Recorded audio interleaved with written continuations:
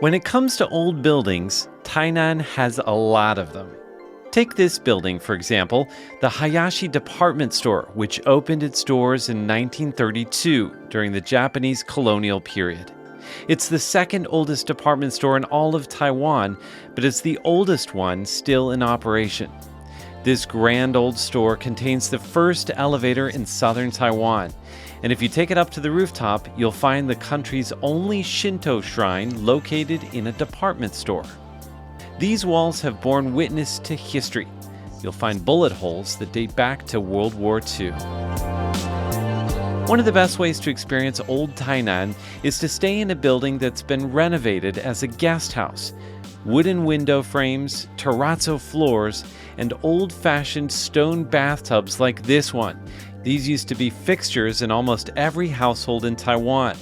Today, they're prized reminders of the past and the reason why many people choose to stay in Tainan's retro guest houses. 可以去细细体会，就是从前的设计的这个空间。那透过住宿的话，你可以感受当时住在这里的人是怎么样生活。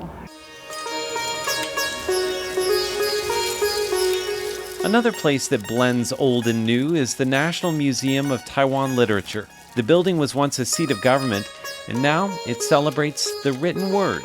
Interactive displays bring literature to life. You can have your fortune told, experience poetry in creative ways, and even imagine what kind of book you might like to write. Most cities are focused on the future, but clearly, Taiwan's oldest city also has an eye on the past. 台南从1624年到2024年，明年就要进入400年。哇！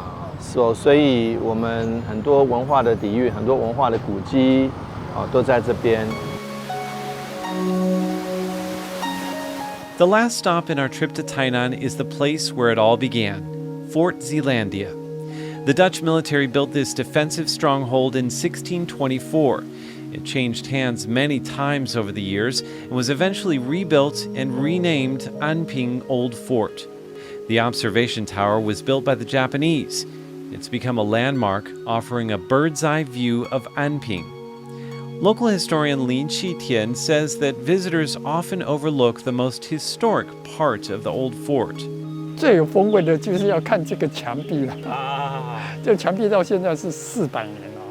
Overgrown by banyan trees, this brick wall is the only evidence of Dutch history left inside the fort. Lin knows this area like the back of his hand. He lived inside the grounds as a child when his father served as Anping district chief in the 1940s. 我曾经在那个楼层上面那个地方有那个阶梯，躺在那个地方看天空。 发现那个北斗七星，哇，心胸就很开阔。那个开放式的空间对我们安平人来讲，就是呢非常亲近，他们都可以到这边来玩。Today, the place where Lin once lived is now a gift shop, but remnants of the old fort can still be found scattered throughout the neighborhood. A narrow alley leads us to the back of a temple where an ancient fort wall stands quietly. And it's easy to miss the remains of this 400-year-old gate standing next to modern houses. In most places in Taiwan, it's difficult to find any traces of history. But here in Tainan, there are historic sites almost everywhere you turn. And they aren't just dusty old monuments. The people of Tainan have found creative ways of actually using them, of infusing them with vitality and incorporating them right into daily life. While the old buildings of Tainan are worth celebrating, the real treasures are its residents. The artisans passing on the city's traditions, the people helping visitors experience the city's past, and the storytellers keeping the city and its memories alive. Scott Huang, Justin Wu, Pichi and Andrew Ryan for TaiwanPlus.